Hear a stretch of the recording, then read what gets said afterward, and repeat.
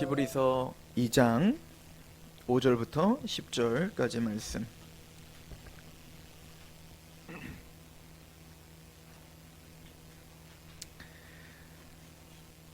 우리 한 목소리로 함께 봉독하도록 하겠습니다. 시작.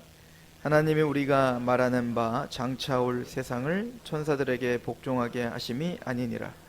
그러나 누구인가가 어디에서 증언하여 이르시되 사람이 무엇이기에 주께서 그를 생각하시며 인자가 무엇이기에 주께서 그를 돌아보시나이까.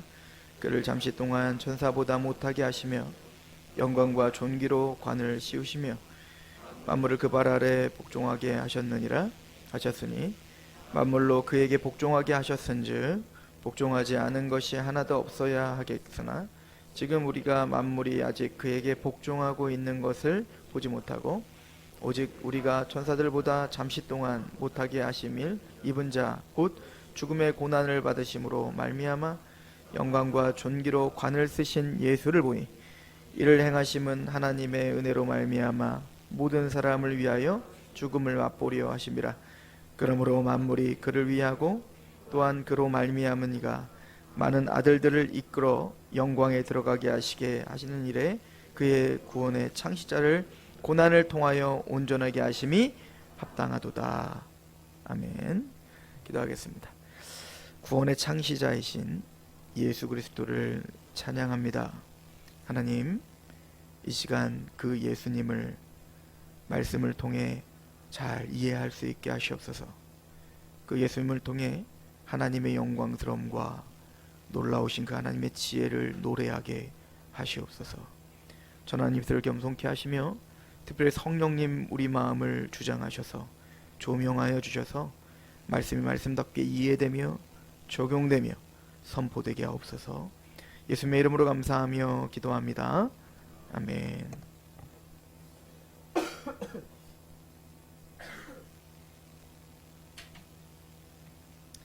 히브리 기자는 하나님이 거처하는 곳을 높이 계신 곳이라고 해요.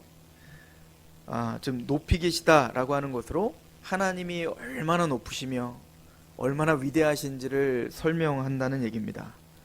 그래서 히브리서 1장 3절에는 이는 하나님의 영광의 광채시요 그 본체의 형상이시라 그의 능력의 말씀으로 만물을 붙드시며 죄를 정결하게 하는 일을 하시고 높은 곳에 계신 지극히 크신 이의 우편에 앉으셨다. 높다라고 하는 것을 통해서 이 우주의 사실은 우주의 그 높이가 얼마나 되는지 인간은 측량할 수가 없죠. 우주는 계속 확장한다고 하덥디다. 그 얘기는 모른다는 얘기죠. 우리가 측량할 수 없다 얘기야. 근데 그 우주의 하늘보다도 더 높으신, 지극히 높으신 그 곳에 하나님의 보좌가 있다라고 하는 것은 우리가 감히 그 하나님을 상상할 수도, 그 하나님을 정할 수도, 그 하나님을 우리가 함부로 대할 수도 없는 지극히 높으신 분이다라고 하는 것을 강조하고 있습니다. 그러면 그 지극히 높으신 그 하나님과 이 땅에 거하고 있는 우리 인간, 사실은 그 갭을 우리가 극복할 수가 없는 그 넓이죠, 그 높이죠, 그 깊이죠. 그리고 이제 성경은 리차드 보캄이라고 하는 그 신학자가 천사들을 가리켜 뭐라고 이야기하냐면 하늘과 하나님과 인간을 나누는 경계가 천사들이다라고 이야기를 해요. 그러니까 그 성경의 어떤 기록들을 보면 천사들은 하나님과 인간의 중간에 낀 자예요. 그래서 그 천사는 항상 경계를 우리에게 설명하는 일에 천사들을 사용하죠. 그러니까 쉽게 말해서 지극히 높은, 그러니까 천사들도 하늘에 거하는 권세자들과 통치자들이라고 표현하잖아요. 그러니까 그들도 높은 하늘에 거하고 있거든요. 우리가 측량할 수 없는 하늘에 거하고 있거든요. 근데 그들이 거하는 것보다 더 지극히 높으신 분이 하나님인데 하나님과 우리 인간을 나누는 경계가 바로 천사들인 거죠. 천사 밑은 인간이고 천사 위는 하나님인 거죠. 그렇게 항상 경계가 돼요. 그러니까 에덴 동산에서 하나님과 동행하며 또 하나님과 교제를 나누던 그 하나님의 최초의 성전이었던 성소였던 그 에덴 동산에서 이제는 그들은 죄로 말미암아 쫓겨날 수밖에 없을 때 그 에덴 동산의 경계를 서는 게 바로 천사들이죠. 그러니까 인간들이 감히 하나님께 다가올 수 없도록 진을 치고 경계 근무하는 게 이제 천사들인 것처럼 성경은 항상 그 천사들을 기준으로 그 위는 하나님, 그 밑은 인간이라고 이야기를 합니다. 자, 그런데 예수님은 계속 말씀 나는 것은, 히브리서가 얘기하는 것은 그 천사들보다 높으신, 그 천사보다 영광스러우신 그분이 바로 예수님입니다. 이렇게 표현하고 있는 거예요. 그래서 아까 히브리서 1장 3절에도 우리가 상고했듯이 높은 곳에 계신 지극히 크신 이의 우편에 앉으셨다. 그러니까 사실은 예수님은 원래 그 우편에 계셨던 분이죠. 이걸 빌립보서는 이렇게 표현하지 않습니까? 그는 원래 하나님의 본체시나 이렇게 표현하잖아요. 그러니까 하나님과 동등되시다. 그분이 하나님의 모든 속성과 하나님의 정체성을 다 갖고 계신 원래 하나님의 본체셨다. 그런데 동등됨을 취할 것으로 여기지 아니하시고 종의 몸을 입고 이 땅에 자기를 비워 이 땅에 오시어 죽기까지 복종하신 거예요. 그러니까 지극히 낮아지신 거죠.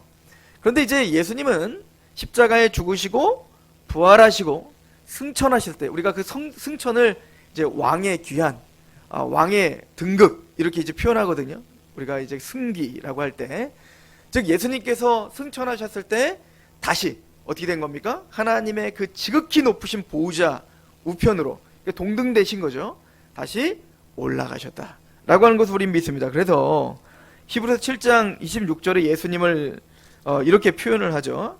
7장 26절에 보면 이러한 대제사장은 우리에게 합당하니 거룩하고 악이 없고 더러움이 없고 죄인에게서 떠나 계시고 하늘보다 높이 되셨다 이렇게 표현하는 거예요. 그러니까 하늘의 하늘들 위에 누가 거하시긴다는 거예요. 예수님이 바로 그런 하나님이시며 그분이 우리가 측량할 수 없는 천사들과는 감히 비교할 수 없는 그 영광스러우신 분이다 라고 하는 것을 히브리 기자는 굉장히 강조하고 있죠. 그리고 이제 하나님을 우리가 묘사할 때 특히 이제 교의 신학을 우리가 배우다 보면 하나님을 할 때는 비공유적 속성, 공유적 속성 뭐 이런 걸 배워요. 이게 공유적 속성은 우리 인간도 완벽하진 않지만 하나님이 갖고 계시는 속성을 우리도 누리고 또 우리도 함께 공유하고 있는 것들이 있다는 거죠. 뭐 자비라든가 국률이라든가 이런 거 말입니다. 지혜라든가, 물론 이제 지혜는 하나님의 완벽한 지혜와 따라갈 수는 없지만 어쨌든 우리 또한 못났지만 그런 지혜가 있다는 얘기예요. 그런데 그 하나님과 우리 인간이 공유할 수 없는, 감히 따라할 수 없는, 아니 우리에게는 아예 있을 수 없는 그런 속성들을 우리는 비공유적 속성이라고 해요. 근데 그 비공유적 속성의 가장 대표적인 게 뭐냐면 영원하시다라고 하는 겁니다.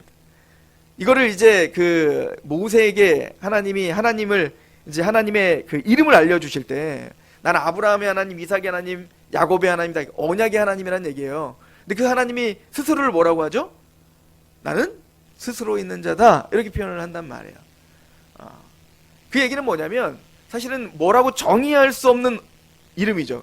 이거 뭐냐면 이전에도 계셨고 지금도 계시고 계속 있으시리. 그러니까 없었던 적이 없는, 그냥 나는 나야, 에고의 힘이 나는 나다 이렇게 표현을 하고 계시는 거거든요. 이게 바로 영원성을 우리에게 설명하는 거예요. 그러니까 하나님은 영원부터 영원까지. 그래서 이제 이사야서 48장 12절에 보면 야곱아 내가 부른 이스라엘아 내게 들으라 나는 그니, 이게 에고이면 나는 그니, 나는 처음이요 또 나는 마지막이라. 그러니까 하나님은 처음이며 마지막인 거예요. 하나님이 존재하지 않았던 적이 없고 하나님이 존재하지 않을 그날은 없는 거예요. 하나님은 영원부터 영원까지 있죠. 이게 영원성이에요. 이거는 우리가 따라할 수 없는, 하나님만, 그 어떤 누구도, 왜냐면 우리는 다 시작점이 있다고요. 우리는 하나님이 창조한 그때가 있단 말이에요. 그런데 또 모든 만물, 천사들도 다 피조물들이기 때문에 영원 전부터 있던 사람은 아무도 없단 말입니다. 오직 하나님만이 영원부터 영원까지 계시는 그 하나님이며 그분은 변하지 않는 분이다 라고 하는 거예요.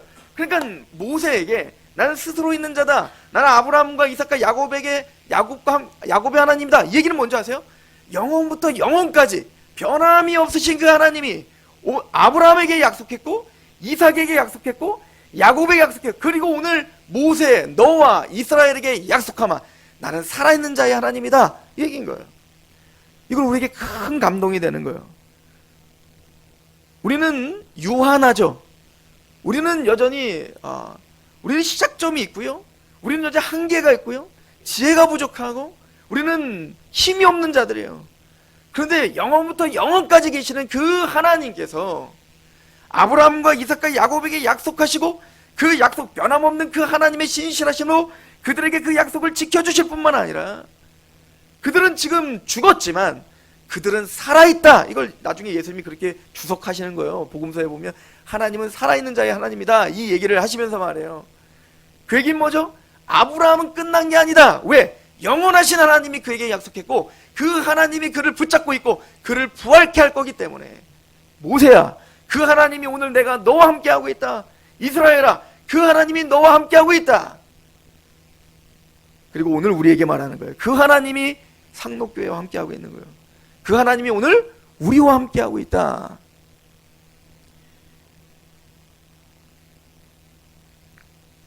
나는 처음이요 마지막이라. 이건 하나님께만 드릴 수 있는 칭호입니다. 감히 피조물이 따라할 수 없는 영원성. 근데 그 영원성을 계시록에 가면 누구에게 붙이죠? 처음에는 나는 처음이요 마지막이라 성부 하나님께도 붙이지만, 그걸 나중에 누구에게도 붙여요? 예수 그리스도에 대하여 나는 알파와 오메가라.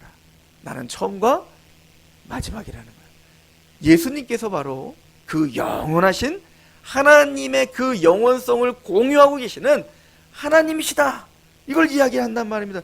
여러분들, 이거에 우리가 충분하게 그 예수님이 얼마나 위대하시며, 예수님이 하나님이시며, 예수님이 얼마나 지극히 높으신 분인지 우리가 이해하지 못하면 우리는 사실 은혜를 잘 알지 못하는 거예요.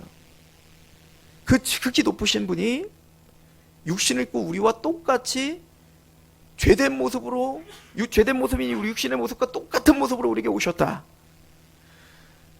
하나님과 본체신 그분이 동등됨을 취할 것을 여기지 않고 자기를 비워 종의 형체를 띠고 이 땅에 오셨다. 이게 별로 감동이 되지 않는 거예요. 이 높으신 하나님이 뭔지를 알지 못하면 말입니다. 아까 말했지만 하나님과 우리 인간의 경계가 누구라고요? 천사들이란 말이에요.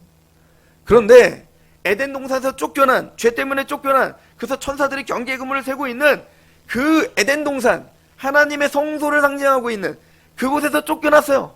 이제는 엉겅치가 나고요, 이제는 질병이 있고요, 죽음이 있고요, 고통이 있고 고난이 있는 그 세상으로 쫓겨난 아담과 이 인류가 그래서 이렇게 힘든 삶을 산다고요. 영원한 안식이 있는 그 에덴에서 쫓겨났습니다. 그런데 하나님께서 그 보좌에서 내려와, 예수님께서 그 보좌에서 내려와 천사들을 물리치시고, 그리고 어떻게 한 거예요? 그 천사를 뚫고 어디를 내려가시는 거예요.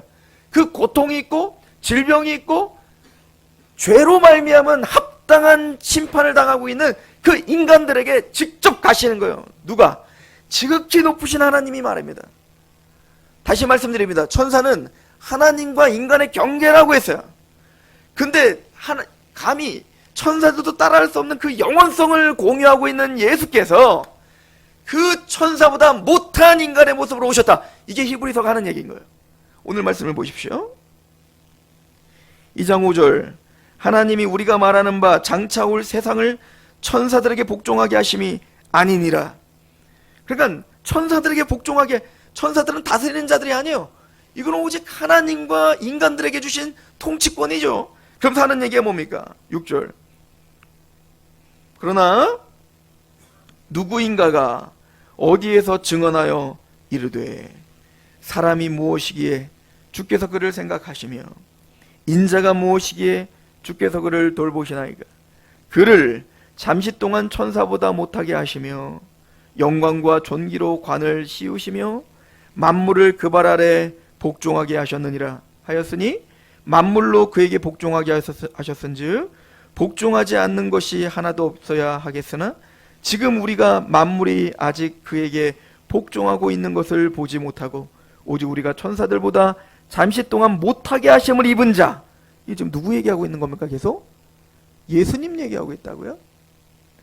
곧 죽음의 고난을 받으심으로 말미암아 영광과 존귀로 관을 쓰신 예수를 보니 라고 말합니다. 예수님은 누군가요? 하나님과 속성을 공유하는 지극히 높으신 하늘 위에 하늘에 거하시는 하나님이신데, 그 하나님이 천사보다 못한 인간의 모습으로 오셨다는 거예요. 이건 말이 안 되는 얘기인 겁니다. 예수님은 창조주라고요. 그 창조주께서 본인이 창조하신 천사보다 못한 존재인 인간의 모습으로 오셨다라고 히브리 기자는 이야기하고 있는 거예요. 사실은 히브리 기자가 여기 보면 그러나 누군가가 어디에서 증언하여 이르되, 이건 시편에 있는 거죠. 우리는 어디서 기록했는 줄 알아요. 시편 8편입니다. 근데 제가 주보에는 108편이라고 써놨더라고요. 우리 시편 8편을 봅시다. 시편 8편.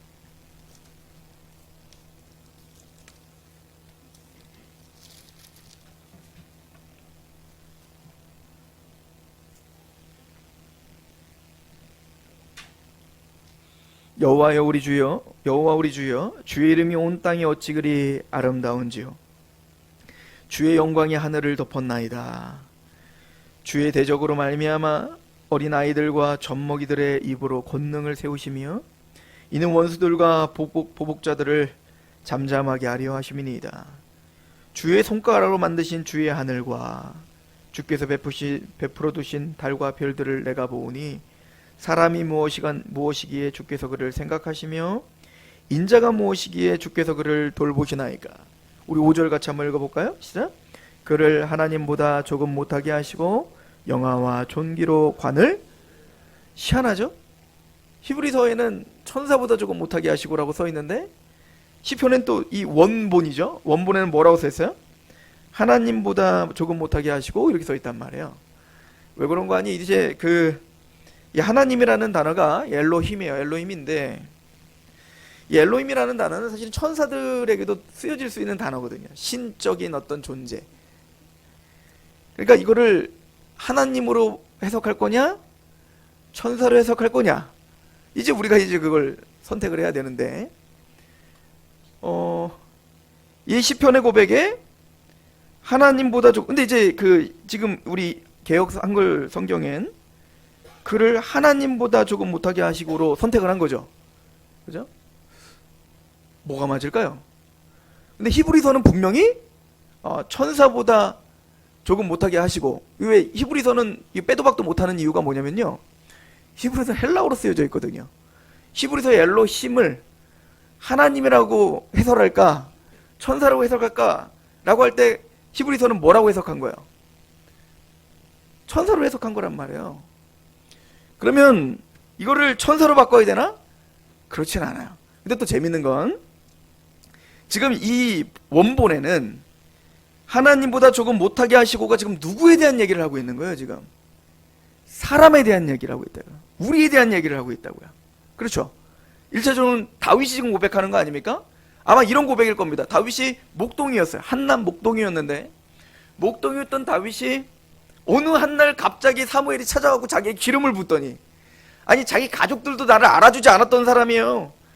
왕으로 내가 네 아들 중에 내가 기름 부으러 왔다, 이세야 저기 아들 좀 데려와봐. 그랬더니 누구는 안 데려와요. 끝까지. 다윗은 안 데려오는 거예요. 다윗이 너무 값져가지고 아까워갖고 안 데려온 게 아니라 걔는 아닐 거야 이렇게 생각했단 말이에요. 그러니까 가족들에게도 사실은 그렇게 주목받지 못했던 자였어요. 그랬던 목동이었던 자신을 정말 하루아침에 기름을 붓더니 하나님의 은혜로 사울 왕의 방패드는 자가 되게 하시더니, 나중에 골리앗과 전쟁 중에 어떻게 하죠? 골리앗을 쓰러뜨리게 하시더니, 그리고는 하나님의 전적인 은혜 가운데 자신이 사울의 왕국이 무너지고, 그리고 다윗이 왕으로 등극을 했단 말입니다. 그리고는 다윗이 가는 곳마다 대적들이 다 무너지는 겁니다. 그걸 보면서 도대체 하나님 내가 무엇입니까? 라고 고백하는 말이 나올 수밖에 없는 거예요. 인간이 무엇입니까? 사람이 무엇입니까? 도대체 내가 무엇이간데 하나님이 이토록 나를 생각하시며 하나님이 이토록 나를 권고하십니까? 그리고 다윗은 이걸 단순히 자기에게로 국한된 게 아니라 모든 인간, 모든 사람들에게 이 놀라운 하나님의 은총을 확장하여 지금 노래하고 있는 거예요. 우리 인간이 도대체 무엇입니까?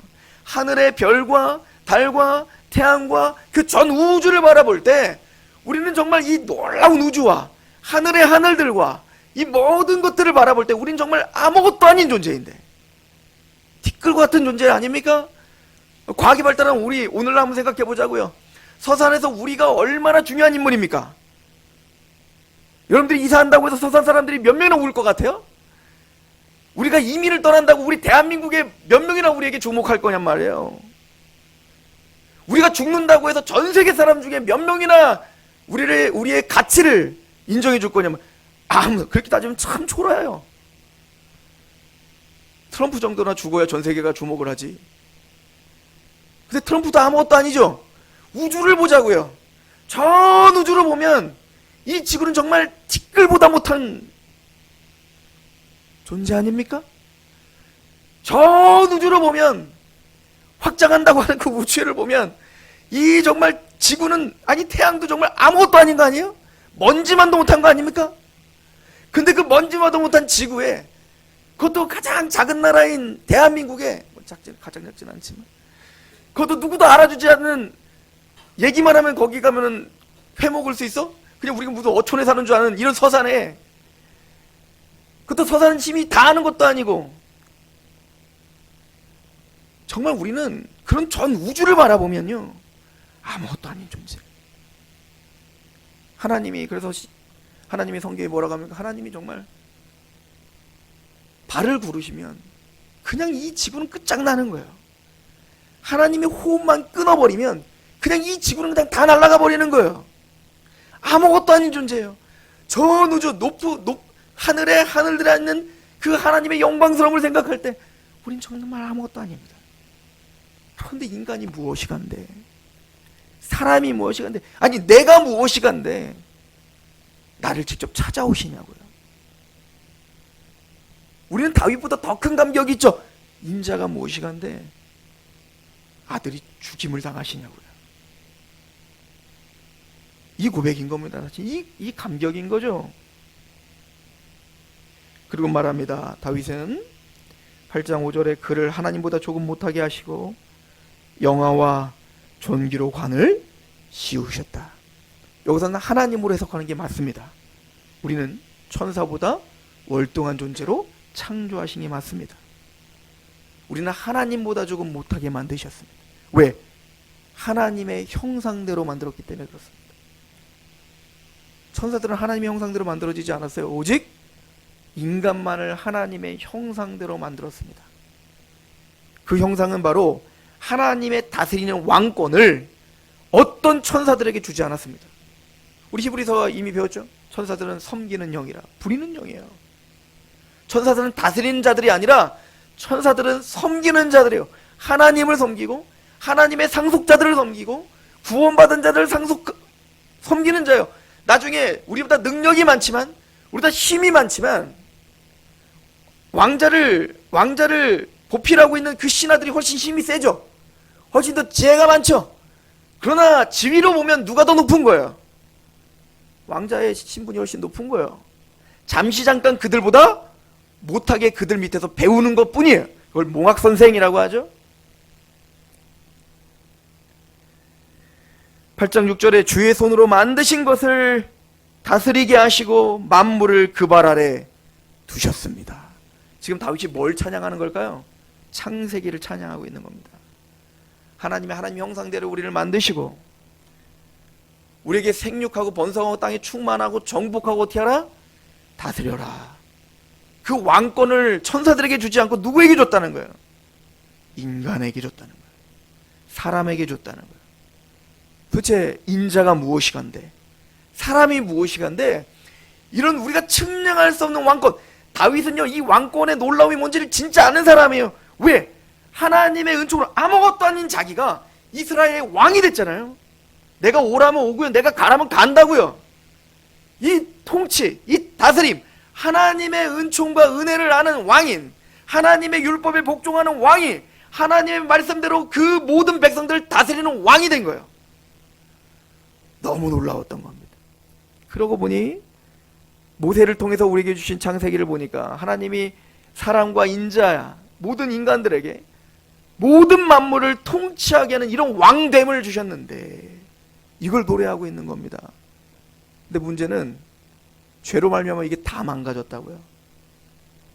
죄로 말미암아 우리는 이 통치권이 다 상실돼 버렸단 말입니다. 만물이 여러분들에게 복종합니까?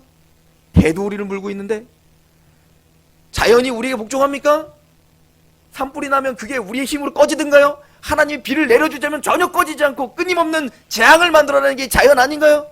우리가 자연을 통치할 수 있나요? 해일이 오고 지진이 나고 화산이 폭발하면 그냥 끝장나는 세상을 살고 있는데 화산이 폭발하는데 화산아 멈춰라! 그럼 멈추든가요? 태양아 멈춰라! 그럼 태양이 멈추든가요? 비웃죠. 우린 통치권이 상실돼 버린 겁니다. 우리는 하나님의 모든 만물을 통치해야 되는데 죄로 말면 모든 통치가 다 박살이 나버렸단 말입니다. 이걸 인식하고 있는 히브리 기자는 이것을 신학적 관점으로 우리에게 설명하고 있는 거예요. 맞다. 사람을 인자가 무엇이간데 이렇게 모든 만물을 다스리는 자로 만드신 것인가. 그런데 우리는 그 통치권이 상실돼 버린 겁니다. 근데 만물을 다스리는 자가 오신 거예요. 파도야 멈춰라! 그럼 폭풍이 잠재워지는 겁니다. 모든 자연 만물을 다스리는 자가 오신 겁니다. 히브리 기자는 지금 이 시편의 8편을 가지고 지금 어떻게 보면 성도들에게 지금 주석하고 이 말씀을 설교하고 있는 거예요. 그런 말씀은 이걸 누구에게 적용하고 있죠? 예수님께 적용하고 있는 겁니다. 즉 천사들, 어떤 천사들에게도 다스리라고 하는 권세를 준 적이 없다. 그런데 예수님은 바로 모든 만물을 다스릴 바로 그 사람이다. 아담 이후로, 아담이 타락한 이후로 이 다윗의 노래대로 완벽하게 모든 만물을 다스릴 그런 왕은 없었던 겁니다. 다 상실돼 버린 거죠. 그런데 그 왕이 왔다, 이 얘기를 하고 있다고요. 다시 히브리서를 가보시겠어요? 2장 6절. 그러나 누구인가 어디에서 증언하여 이르되 사람이 무엇이기에 주께서 그를 생각하시며 인자가 무엇이기에 주께서 그를 돌보시나이까. 그런데 그 통치를 완성하고 그 예수님만 모든 만물을 다스리는 자가 아니라 원래 인자가 무엇이간데 사람이 무엇이간데, 사실은 다윗의 고백은요 종말론적 고백인 겁니다. 우리도 정말 모든 인간이, 모든 사람이, 즉 하나님의 택함받은 하나님의 백성들이 왕권을 온전히 회복할 날이 올 겁니다. 모든 만물을 다스릴 때가 올 겁니다. 재림이죠. 새하늘과 새 땅의 시대를 말하는 겁니다.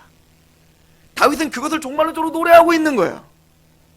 그런데 그 종말론적인 다스림, 다시 인자가 무엇인데 사람이 무엇이간데 우리를 영광스럽게 하나님보다 조금 못하게 하시고 우리 이렇게 능력과 영광과 다스리는 자로 우리 세웠나요? 예수님이 제자들에게 약속하잖아요. 너희들이 12보좌에 앉아 너희가 12고을을 다스릴 거라고요. 다시 왕권을 회복한다는 얘기 아닙니까? 그걸 위해서 예수님이 이 땅에 다스리는 자로 이 땅에 오신 거예요. 근데 이 회복을 하기 위해, 그 종말론적 영광스러운 그 하나님 나라를 완성하기 위해 하셔야 될 게 뭐냐면 천사보다 못한 인간의 모습으로 오셔야 됐던 거예요. 이걸 지금 히브리 기자는 굉장히 강조하고 있는 겁니다. 그래서 9절에 말하죠.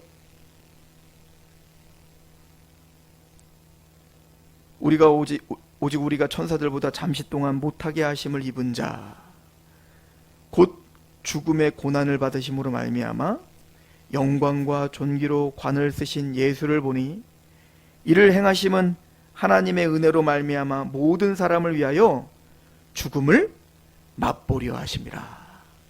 그 지극히 높으신 분이 다윗이 고백한 이 영광스러운 다스림의 이 완성을 우리에게 다시 주시기 위하여 천사보다 월등하신 그 하나님이 천사보다 못한 인간의 모습으로 오셔서 죽기까지 복종하셨다. 이게 히브리 기자가 하는 얘기예요. 그리고 이 죽음의 의미가 무엇인지 이제 히브리서는 길고도 자세하게 설명할 것입니다. 제사법을 통해서. 그리고는 10절은 이렇게 말하죠. 참 이게 감동적입니다. 이게 너무 감동적인 얘기인데 같이 한번 읽어봅시다. 시작.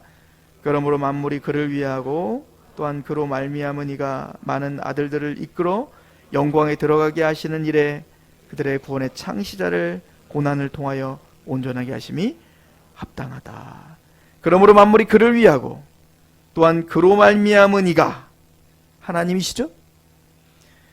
그 아들들을 많은 아들들을 이끌어 영광에 들어가게 하시는 일에 이 많은 아들들, 그래서 이제 히브리서 1장에 예수님을 뭐라고 표현하면 맏아들 되셨다 이렇게 표현하죠.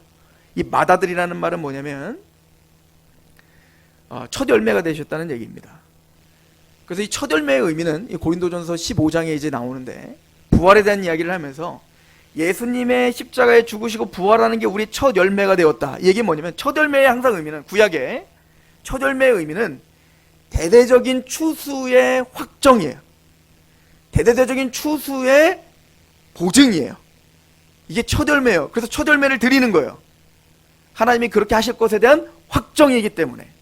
근데 예수님이 맏아들이 되셨다? 예수님이 첫 열매가 되셨다는 얘기는 뭐냐면 하나님의 택함받은 많은 아들들, 이걸 계시록은 14만 4천이라고 표현하고 있는 건데 그 하나님의 구원받을 영광스럽게 아까 시편의 8편에 노래했던 그 종말론적 그 영광스러움에 참여할 그 아들들을 예수님 혼자 승리하셔서 승천하셔서 하나님 보좌 우편 앉은 게 아니라 그 아들들을 이끌어 가시기 위하여 이 땅에 죽음을 맛보러 오셨다, 고난을 당하러 오셨다, 이 얘기인 거예요.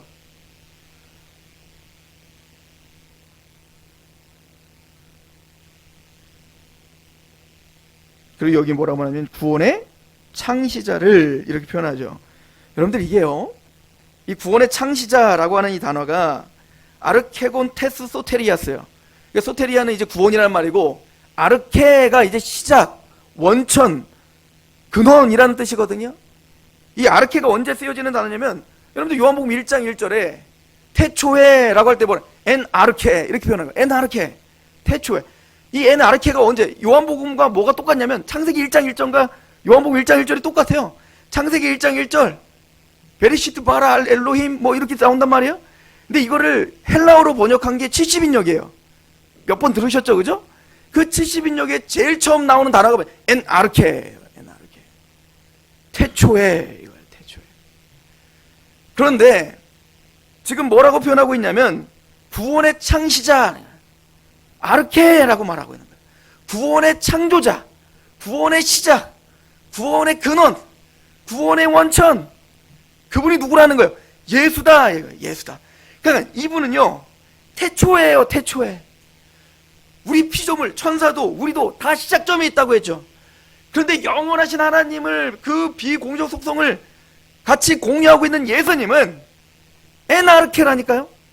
영원 전부터 계셨던 분인데 그 태초에 구원의 태초가 되신다 이거예요. 구원의 시작이 되신다, 구원의 근원이 되신다 이거예요. 근데 이 말을 한 번 더 사용해요. 언제? 히브리서 12장이에요. 한번 가보실래요? 히브리서 12장.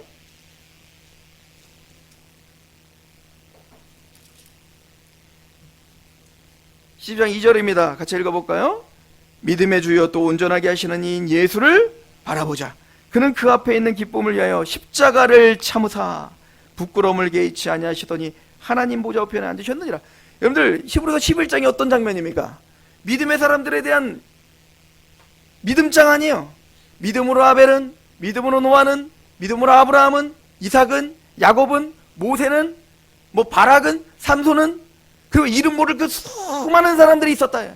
세상이 감당치도 못할 믿음이 있었던 그 믿음의 사람들이 있었다. 얽매이기 쉬운 것들 다 벗어버리고 하나님이 바라보는 그 나라를 보면서 상 주시는 이를 바라보며 달려갔던 인생들이 있었다. 그런 이것을 마무리 지으면서 히브리서 12장 1절에 우리에겐 이렇게 허다한 구름 같은 증인들이 있다. 그리고 뭐라고 말하죠? 믿음의 주요 피스테오스 아르케, 믿음의 아르케라고 말하고 있는 거예요. 믿음의 시작이시요, 믿음의 태초요, 믿음의 근거요, 믿음의 원천이요. 똑같은 말이에요. 그분은 구원의 원천, 믿음의 원천. 그러니까 히브리서 11장이 말하고 있는 그 믿음장이라고 하는 것이 그들의 믿음이 좋음이 아니라 그들의 믿음을 누가 시작했냐 보라는 거야. 그 믿음의 창조자가 누구냐는 거야. 예수다 이거야. 우리의 구원을 만들어내신 것이 우리가 만들 수 있느냐? 아니다 이거예요.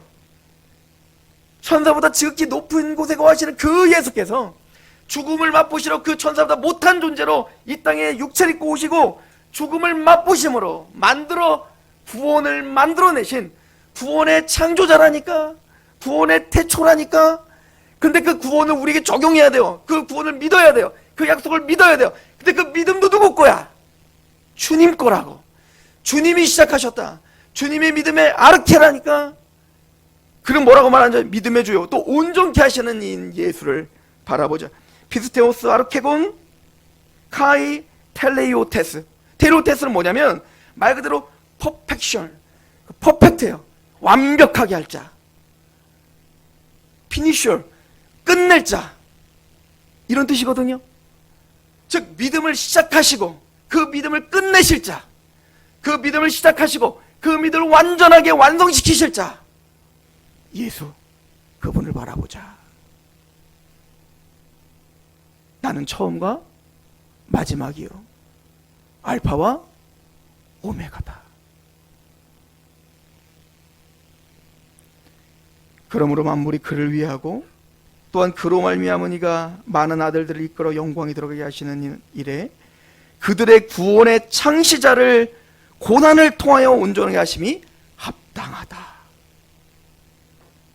그 구원의 창시자께서 우리의 구원의 완성과 우리의 영광스러움을 위하여 천사보다 못한 존재로 이 땅에 오셨다는 거예요. 놀라운 일이죠. 제가 오늘 아동부 설교를 했는데 내 달려갈 길과 그 사명을 마치려 하면은 그 사명이 드디어 맞춰졌습니다. 우리 교회가 아동부가 없다가 우리 영서랑 영현이가 두 명이 등장함으로 아동부가 시작되고 그 이래로 제가 설교를 담당하는 사명을 드디어 오늘 마치고 한승재 목사님께 넘겼습니다. 오늘 마지막 설교가 창세기 50장이었는데요. 요셉 이야기였어요. 그 요셉이, 우리 이제 뭐 스토리는 다 아시니까, 이제 요셉이 총리가 되어서 형들이 다가왔을 때 내가 요셉이요 했더니 막 겁나죠. 이제 우린 죽었다. 야, 우리가 죽이려고 했던 그 요셉이 총리야. 우린 죽었다. 그러고 있는데 요셉이 형들 두려워하지 마소서. 그죠? 그렇게 말하잖아요. 내가 이곳에 온 것은 당신들이 날 죽이려고 한 게 아니라, 당신들이 나를 버린 게 아니라 하나님께서 당신들을 구원하기 위해서 나를 앞서 보내신 겁니다 라고 말합니다. 자, 그런데도 야곱이 살아있었거든요. 그 당시 아버지가. 그러니까 형들은 아버지만 믿고 있었던 거예요. 감히 아버지가 있는데 우리를 죽이진 않겠지. 근데 드디어 50장에 아버지가 죽는 이야기가 나옵니다. 그랬더니 이제 막 형들이 막 너무 겁나는 거예요. 야, 아버지가 없으니 이제 우리 다 죽었다. 이제 우린 다 죽었다. 그러고 이제 와가지고 요셉에게 그래요. 사실은 아버지가 죽기 전에 너한테 전달하라고 얘기했는데 우리 좀 잘 봐달라고 하더라고. 이렇게 얘기를 합니다. 그 장면을 잠깐 가볼까요? 창세기 50장.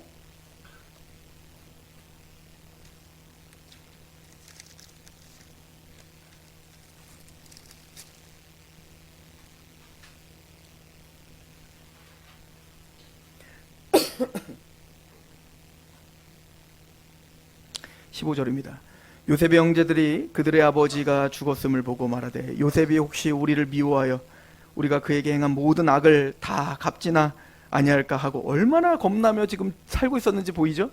그러니까 요셉이 당신 절대 죽이지 않겠습니다. 두려워하지 마세요. 안심하세요. 그게 안 믿어지는 거예요. 그냥 끄짐없이 막 두려움 가운데 사는 거죠. 우리 기독교인 중에 이런 사람도 있을 수도 있어요.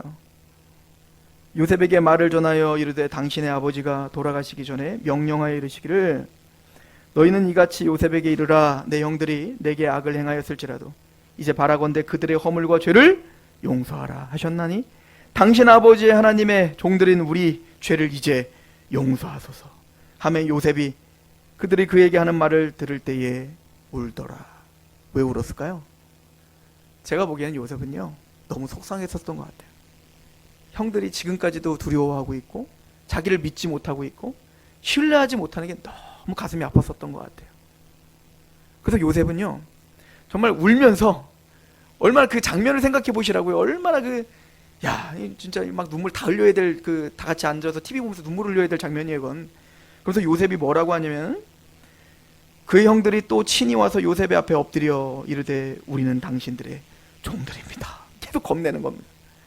요셉이 말합니다. 요셉이 그들에게 이르되 두려워하지 마소서. 내가 하나님을 대신하리이까. 무슨 얘기죠?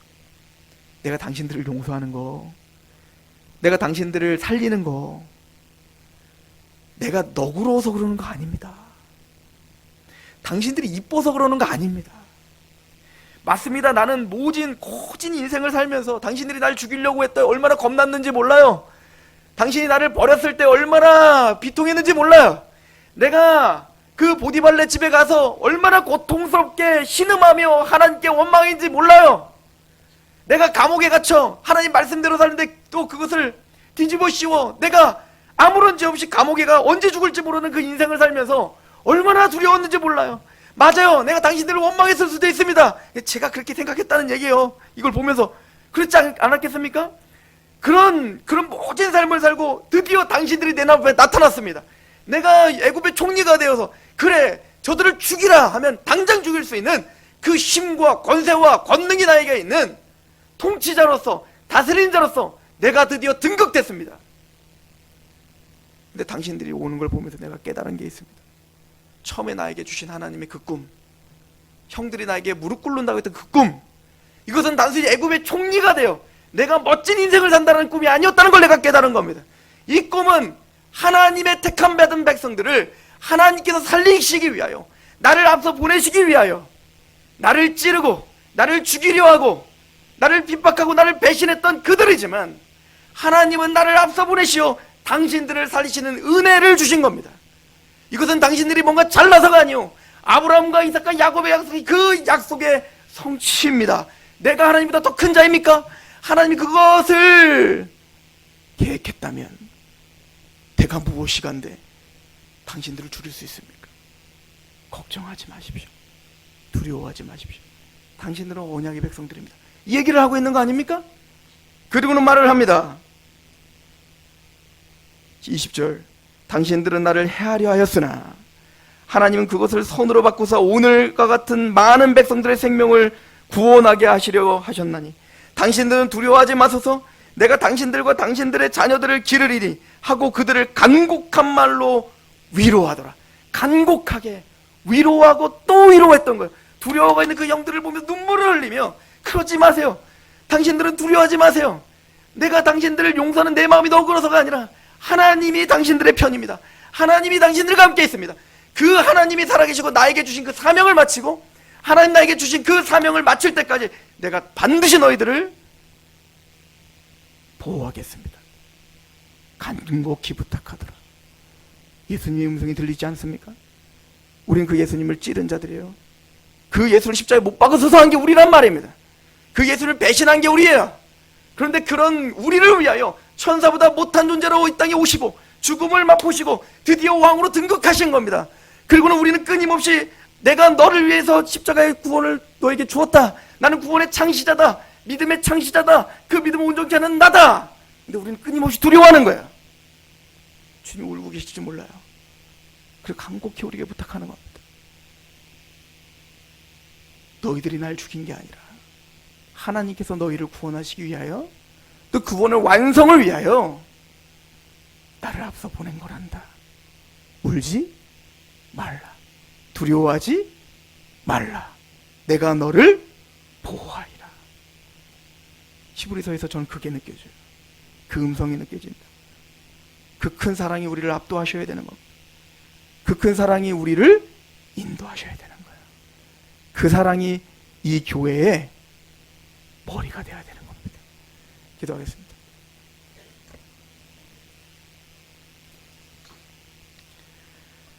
하나님 너무나 감사합니다. 구원의 창시자이신 예수, 우리가 그 구원의 창시자이신 예수를 깊이 생각해 봅니다. 사람이 무엇이간데, 인자가 무엇이간데 이토록 우리를 생각하시며 우리를 권고하시나이까. 그 감사와 감격이, 그 사랑의 강권됨이 우리를 오늘도 살게 하시옵소서. 예수님의 이름으로 감사하며 기도합니다.